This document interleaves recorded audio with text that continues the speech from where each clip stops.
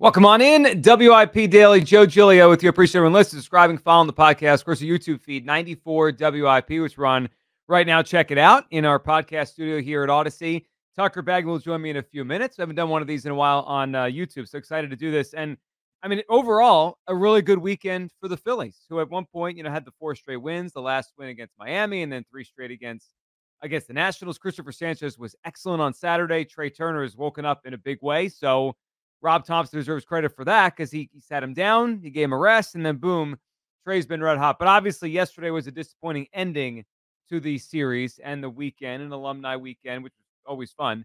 But really, the conversation now is about Rob Thomson, and is he going to be the thing that holds the Phillies back in October down the stretch of this season?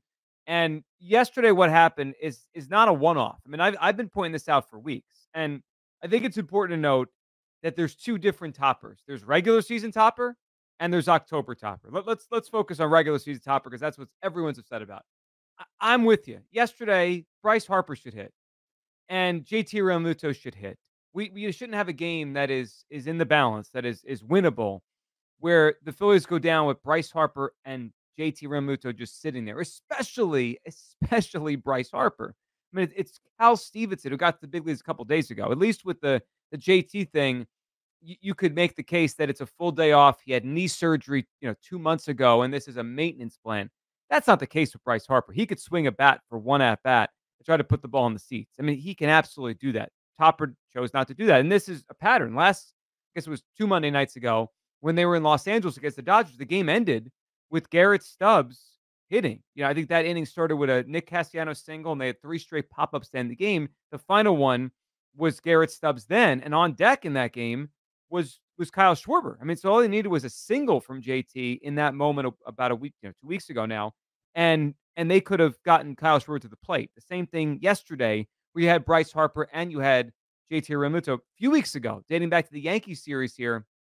Last game of the series, Trey Turner didn't play and didn't pinch hit either, or didn't pinch run. I mean, there was a spot to get him in. So this is a pattern by Rob Thomson, where he is not going to push the envelope in the regular season. And you could even extend this to relief pitchers. He doesn't pitch these guys 3 days in a row until October, really. And my concern isn't October. It's not October. I think Rob Thomson manages way different in October, way more aggressively. We see with the pitching. I mean, heck, game 1 in Atlanta last year, I was there. He got 17 outs out of the bullpen. He was super aggressive, getting Ranger Suarez out after 10 outs. Aggression isn't the issue with Rob Thomson at big moments. It's this stuff that bothers people.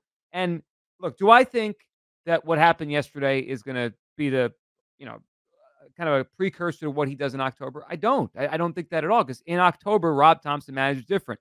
What frustrated me yesterday, and why I think the Phillies need to wake up a little bit here with a sense of urgency, is the number 1 seed in the National League is very up for grabs. The Phillies are not going to blow this division. They go to Atlanta starting tomorrow. I haven't had an ounce of doubt about the division at all. I mean, really, since the season started, they've been the best team in this division. They're still up a bunch on Atlanta. They could bury them this week and next week.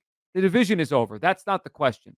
The question is down the stretch, can the Phillies balance, keeping guys healthy and rested for October with the priority, which I think needs to be at least a bye, if not the number 1 overall seed and home field advantage. That's where the Phillies need to be right now, is making sure they earn that if it's there for them. And look at the NL standings. It has gotten so bunched because the Phillies have fallen off since the All-Star break that they're barely ahead. I mean, every day it feels like they're jockeying for position with the Dodgers, and the Brewers are still there. And then even if the Dodgers have a tough week, go look at the NL West standings. The Diamondbacks and Padres are right there, within 3-ish games, both teams. So, like, the Phillies hold on the number 1 seed in the NL is not strong. And if the Phillies continue to once every 2 weeks, once every week and a half, just punt a game they could win, that could come back to get them. And that concerns me when we get to October. Not that Rob Thomson will do what he did yesterday in October. He won't. I think that's a faulty kind of idea. I think he'll be more aggressive. I mean, look, yesterday was unique because Bryce sat. Bryce is not going to sit a single game in October. JT's not going to sit a single game in October.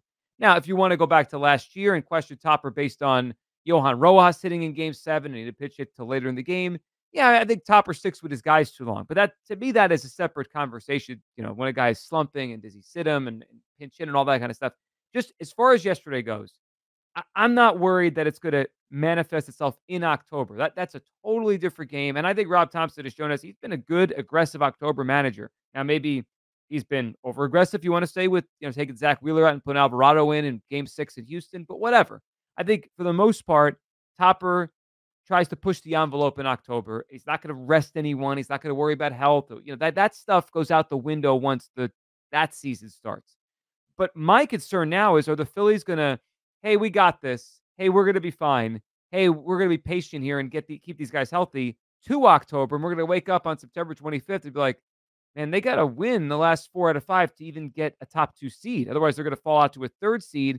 And the difference there is huge. I mean, if you're a third seed, you're playing in the first round of the playoffs. You're really no different, other than the games being here, than the last team in the playoffs. You're playing on that wild card weekend, which is 3 games, and those 3 games are, the best 2 out of 3. You have one bad day, you're in trouble. So the Phillies need to avoid that. I think every team needs to avoid that.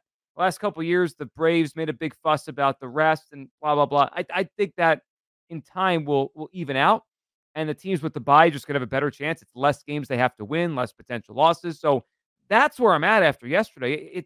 It's frustrating because they had a potential win sitting there, and they let Cal Stevenson and Garrett Stubbs hit in the name of an at-bat, a full day of rest, and then on top of it, the cherry on top was that they have an off day today. The Phillies don't play today. They go to Atlanta, they'll play tomorrow. So for a guy like Bryce Harper, I know they wanted to give a full day off, he would have another full day today. Is one at-bat really gonna change things? Now, if we find out that he's banged up or he's at a sore back or something, tweak something, or he woke up and his back was bothering him, which it has in the past, that's a different story.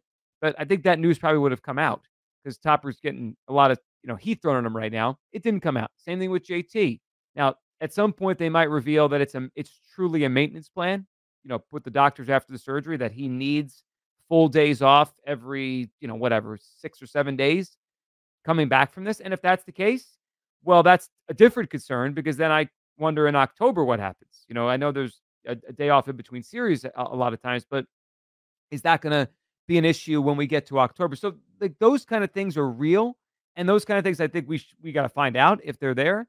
But if I'm just going on what they tell us yesterday, Rob Thompson had a chance to help the Phillies put an exclamation point on the weekend, win another game, go to Atlanta red hot, continue to push forward for the division, which they're going to win anyway, and keep another game over Milwaukee and the Dodgers for potential number 1 and number 2 seed. Again, if the Brewers weren't part of this and their record was, like 5 games back, I'd say, all right, are we really going to get worked up over the 1 or 2 seed? Both are buys. I mean, really, this just comes down to, do you think the Phillies can win a game 6, 7 in LA versus here? That is, kind of a nuanced way to look at it, especially because with the way postseasons have gone, who even knows if the Dodgers and Phillies will meet up? I think they will, but the Dodgers could get knocked out and the Phillies are home field anyway. So that even would be different. But we're not dealing with just 2 teams. It's not just the Phillies and the Dodgers. It's the Phillies, Dodgers, and Brewers. And if the Phillies have 3 or 4 more of these games that they kind of lose toss-ups the rest of the way because they're resting or they're prioritizing health, then it could bite them. Tucker, what did you think yesterday? It was obviously overall the Phillies are playing better, and it was a good weekend. But yesterday followed a pattern we saw 2 weeks ago in LA. The Yankee game, the final game before that, they left for the road trip where if Topper rests a guy for a day, he's resting the guy for the day, and he's not going to participate in the game. And I think on these days, Tucker, if the game is 10-2, no one talks about it. No one cares. It's just, unfortunately for him lately, they have been very close and winnable games, and it feels like he's punting. And in a year where the home field advantage and 1 and 2 seed might come down to a game or two, it feels like a thing. Yeah, and I get it's a tough juxtaposition, right? When Cal Stevenson and Garrett Stubbs are up representing the tying run, as Bryce Harper and Chase Realmuto sit on the bench. We talked about this, the last time it came up with Realmuto. Thompson doesn't view him as a pinch hit guy. Like, he hasn't pinch hit at all this year. His last pitch hitting opportunity was August of last year. And if you look through his career 153 pinch hitter, right? So he's not necessarily that big of a step up, from Garrett Stubbs or Cal Stevenson when he comes up in that spot. The interesting one is Harper, especially because he seems like the kind of guy who would go up to Rob Thompson, say, like, hey, I'm ready to go. Like, let me do this. And he's been dealing with injury stuff. You mentioned the back. His wrist has kind of been bothering him since he came back from that hamstring injury that he suffered before the All-Star break. And I just think the I understand that people are upset that, they kind of punted on last night's game, that they didn't go all out for, a 4-game sweep against the Nationals, but I also wonder, like, how much autonomy does Rob Thomson have over those moves? Like, does it come from the front office? Is it, coming from above him? I think the idea that Rob Thomson sat there in the ninth inning and forgot that Bryce Harper was sitting on the bench, 10 feet from him in the dugout is crazy. Like, he obviously is aware who's available to come in the game and who isn't, and who's healthy on his roster. And obviously, I think Bryce Harper wasn't, because I think if Bryce Harper was, not only, and maybe we'll hear something Tuesday after the game, I'm sure he might get asked about that, in the clubhouse, Bryce will, and they'll ask him if he wanted to hit, and we'll see what he says. But I think it's a big situation where I get it's frustrating, because they could have really ended the series on an exclamation point, but the idea that, come October, this is gonna be an issue. You mentioned, like, there's not gonna be a situation in October where both JT Realmuto and Bryce Harper are on the bench unless they're up big, 12-2, and they pulled them for, just a couple innings of rest. But, like you said, the idea that Rob Thompson in the regular season, the same manager as Rob Thompson in the playoffs, they're completely different guys. Yeah, they're totally different. I mean, actually, I think Rob Thompson could end up being too aggressive in October, with relief pitchers. The one thing about yesterday, to go back to just a specific game against the Nats, that it's kind of incongruent. Like, if you're going for the win, you go for the win. If you're saying today's a day of a little maintenance, I got a road trip ahead of me, and it's a tough road trip against Atlanta and Kansas City, and then the Astros after that coming here. Yeah, I got a grind of 10 days coming up. Actually, probably more, 2 weeks, because the Braves are after that on Labor Day weekend. If the thought process is, I got a grind coming for the next 2 weeks, I need to give my guys a day. If we win it, wonderful. If we don't, all right, we got 4 in a row. We got 3 out of 4. We're out of it. We got 4-2 on the homestand. We're good. We're back. I feel good about where we are. That's fine. But Strom and Hoffman pitched yesterday. Like, there's almost sometimes it's a little bit where it doesn't match.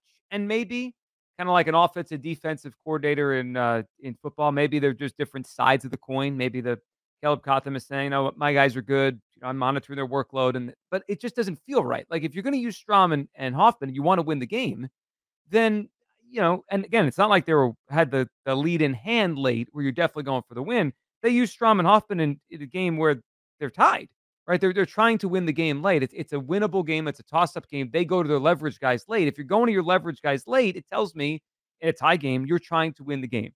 And then you get to the ninth inning, and it's like all of a sudden, I'm not trying to win the game anymore. And again, the JT one makes more sense because he is coming off of knee surgery. He's looked a little better lately. And maybe it is part of the plan. We just got to give him full days off his feet. And Topper for years now is like this, like back-to-back thing where if you have a day off on the Monday, he gives you a day off on the Sunday, so you get the 2 days off. There's probably a sports science aspect to that we're not grasping. The Harper thing makes less sense. It is one at-bat. Like Tucker said, I'm sure he wants to play. I'm sure he would take the at-bat. And is one at-bat, unless he's hurt, which I don't think he is one at-bat really going to change the equation when we get to October? Like, yesterday doesn't mean Topper can't manage in October and we should have no faith in him. But yesterday also doesn't mean that Bryce Harper would have gotten hurt or tweaked something or been any less than 100% or whatever percent it'll be when we get to October. It's frustrating because they had a chance yesterday to turn that lineup over to Schwarber, to get Harper to the plate, to give themselves a chance. And that closer for the Nationals isn't good. The Phillies have gotten to him before. You can get him, Finnegan. So you add it all together, and I just hope that we don't look back. There's 3 recent examples. We probably could find 1 or 2 more if we dig back through the season, though they were winning so much early that I'm not sure how many there were, where Topper did this. And I'm just hoping we don't get to the last week of September. They're still in a dogfight with the Dodgers and Brewers, and we're saying, man, maybe they should rest Wheeler and Nola or give them 4 innings or 5 innings today. But no, they got to push. They need to win this game. They want the bye. It's like you could take care of this stuff now instead of the last week of September. Topper chose not to. The Phillies didn't play well enough throughout anyway, and they dropped the game yesterday to the Washington Nationals. Frustrating. I still am a Topper guy. I think he deserves some credit for Trey bouncing back because he sat him on Wednesday. But yeah, in the next few weeks, if they have more of these games, I want them to be aggressive and try to actually win the game so they could get a bye and get home field advantage. I appreciate everyone listening, subscribing, following the podcast. Of course, our YouTube feed, 94 WIP. Check it out there. We'll talk soon. Thank you for listening.